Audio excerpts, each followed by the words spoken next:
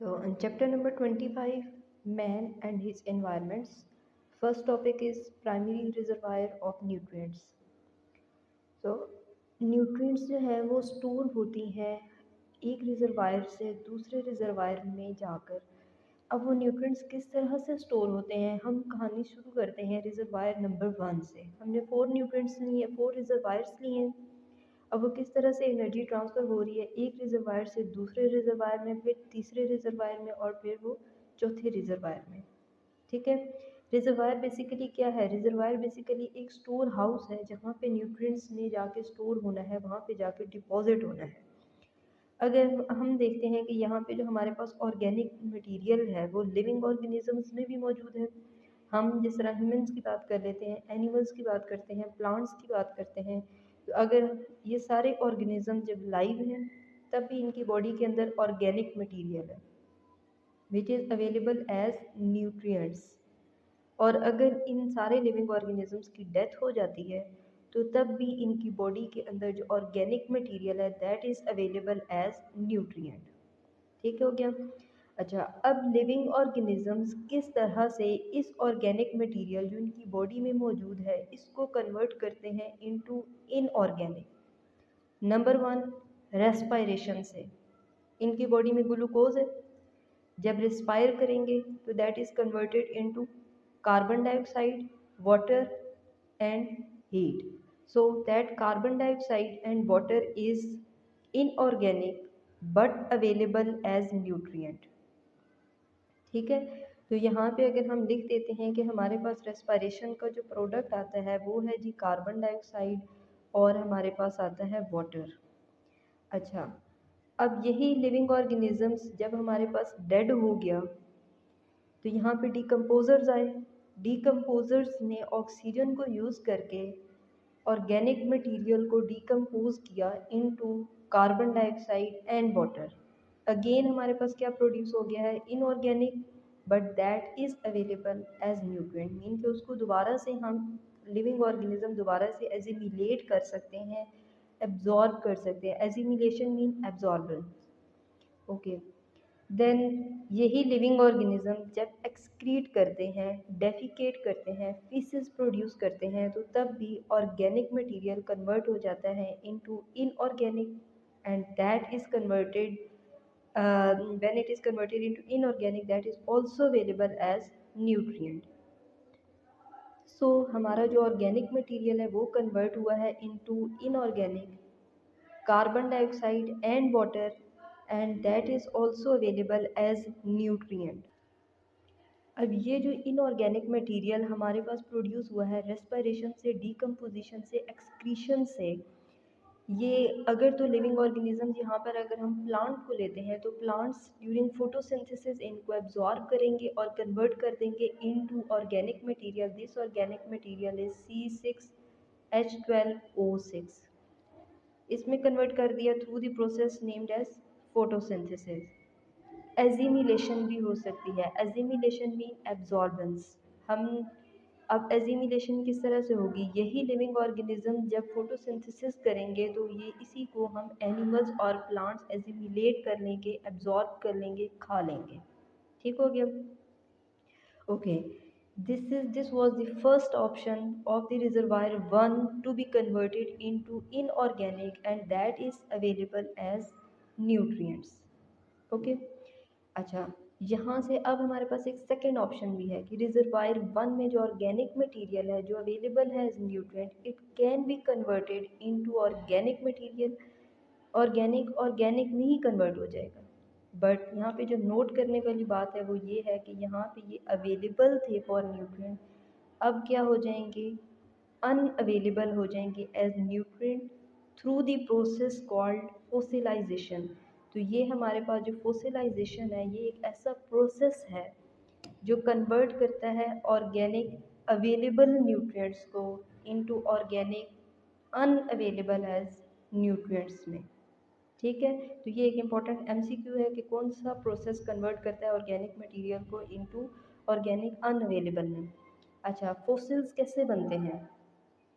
हमारे पास harmful conditions जिस तरह से होती हैं, डिज़ास्टर्स वगैरह आए, फ्लड्स आए, तो दो रॉक्स जो थे वो आपस में टकराए, इस तरह से हम कर लेते हैं। ये हमारे पास दो रॉक्स हैं, तो इनके दरमियान में जो ऑर्गेनिज्म था, इन दोनों ने जब आपस में टकराए तो इसी का जो फॉसिल है वो इस पत्थर के ऊपर या इस रॉक के ऊपर बन चुका है। ठीक है, अब वही फॉसिल्स क्या होंगी आफ्टर सम टाइम, जब ये रॉक्स यहाँ से हटेंगे, ये चट्टानें जो हैं वो आपस में जब जो अटैच हुई हुई थी वो डीअटैच होंगी, तो यहाँ पे जो हमारे पास ऑर्गेनिज्म आ चुका था उसकी बॉडी किस में कन्वर्ट हो चुकी है, कोल में भी, ऑयल में भी, पीट में भी। ठीक है, इस तरह से भी फॉसिल्स बनते हैं। सेकंड, ये हमारे पास अर्थ है, यहाँ पे लिविंग ऑर्गेनिजम्स मौजूद हैं। जब कभी अर्थक्वेक आएगा तो सारे living organisms, humans, animals, plants, buildings, सारा कुछ क्या हो गई, यहाँ पे लेयरिंग हो गई है, सेडिमेंटेशन हो गई है। ठीक है, अर्थक्वेक आया था, ज़मीन के ऊपर जितने भी ऑर्गेनिजम्स मौजूद थे सारे अंदर आ गए, चाहे लिविंग है चाहे नॉन लिविंग। नीचे क्या है, ज़मीन के नीचे हाई टेम्परेचर है, हाई टेम्परेचर की वजह से वो जो बॉडी है वो बर्न होगी, लिविंग ऑर्गेनिजम्स की बॉडी बर्न होगी। जब वो बर्न होगी तो उसके अंदर जो बॉडी है वो कोल में कन्वर्ट हो जाएगा। हमारी हड्डियों में से, एनिमल्स में से, प्लांट्स में से जूस निकलेगा, वो जो जूस होगा बेसिकली वो ऑयल होगा। वही ऑयल पेट्रोल है, वो डीजल है, वो मिट्टी का तेल है, वो इंजन ऑयल है। ठीक है, अच्छा, इसके अलावा पीट बनता है, बट इस पीट इज़ द मोल्टन कोल।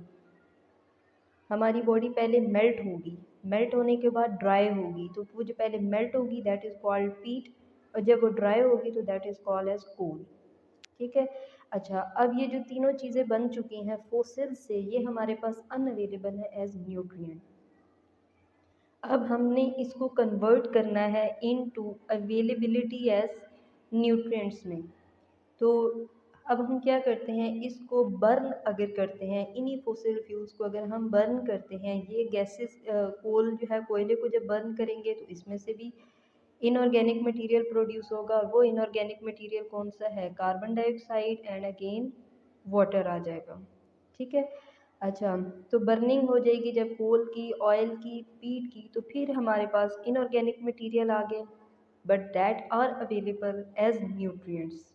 मतलब कि इन्हीं चीज़ों को दोबारा से ये लिविंग ऑर्गेनिजम्स, ये डेट्राइटस जो है, डिकम्पोज करने के लिए ये चीज़ें इस्तेमाल हो सकती हैं। कार्बन डाइऑक्साइड को डेट्राइटस किस तरह से इस्तेमाल करेगा कि वहाँ पे डिकम्पोजर्स आएंगे, डिकम्पोजर्स एंड एरोबिकली इस कार्बन डाइऑक्साइड को इस्तेमाल करेंगे और डिकम्पोज करेंगे डेट्राइटस को, डेड बॉडी को, इनटू सिंपल मॉलिक्यूल्स। ओके, अब ये जो इनऑर्गेनिक मटेरियल है ये हमारे पास एटमॉस्फेयर में आ चुके हैं, सॉइल में भी आ चुके हैं, वाटर में भी मौजूद हैं। ठीक है, अच्छा, अब हमारे पास एक और ऑप्शन भी है कि ये जो रिजर्वायर सी है, इनऑर्गेनिक मटेरियल, ये प्लांट्स वगैरह तो इस्तेमाल कर ही रहे हैं, इस फॉर्म में भी कन्वर्ट हो सकते हैं, मीन्स कि इनऑर्गेनिक इनऑर्गेनिक ही रहेगा। यहाँ पे अवेलेबल था इस फूड, यहाँ पे अनअवेलेबल भी हो सकता है। अनअवेलेबल क्यों होगा, अनअवेलेबल हो सकता है रॉक्स की फॉर्म में। रॉक्स किस तरह से, यही हमारे पास जब कोल, ऑयल, पीट बर्न हुआ था तो यहाँ पे वाटर हाइड्रोजन के साथ नाइट्रोजन, सल्फर, फॉस्फोरस भी प्रोड्यूस होता है।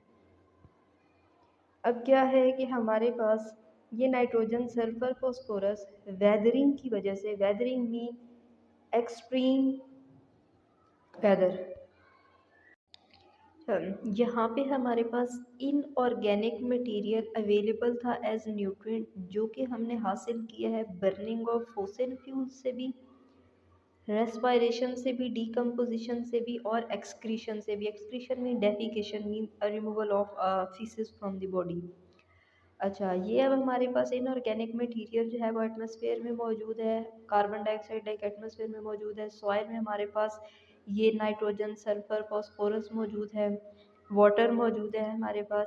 अब ये सारी चीज़ें रॉक्स में भी कन्वर्ट हो सकती हैं, मीन के इनऑर्गेनिक इनऑर्गेनिक ही रहेगा, यहाँ पे अवेलेबल था फॉर न्यूट्रिएंट्स, और यहाँ पे इनऑर्गेनिक मटेरियल अनअवेलेबल हो जाएगा एज न्यूट्रिएंट्स।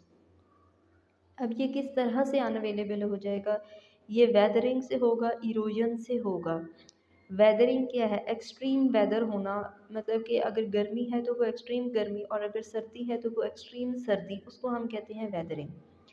अब वेदरिंग की वजह से क्या था, एक्सट्रीम गर्मी थी, प्लांट्स ने ट्रांसपायरेशन की, बहुत ज़्यादा ट्रांसपायरेशन की, वो डेड हो गए। अब क्या हुआ, या हमने डिफॉरेस्टेशन से, जब ट्रीज़ जो हमारे पास लगे हुए थे, यहाँ पे हमारे पास ट्रीज़ हैं, जितने ज़्यादा ट्रीज़ की रूट्स डेवलप होंगी उतने ज़्यादा उसने सॉइल को अपने साथ होल्ड किया हुआ है। जब हमने इस ट्रीज़ को काट दिया, मतलब कि यहाँ से सारी फॉर इसकी रूट्स भी चली गई, तो अब हमारे पास ये सॉइल कैसे बन चुकी है, सारी पाउडर की तरह, पाउडर फॉर्म में बन चुकी है।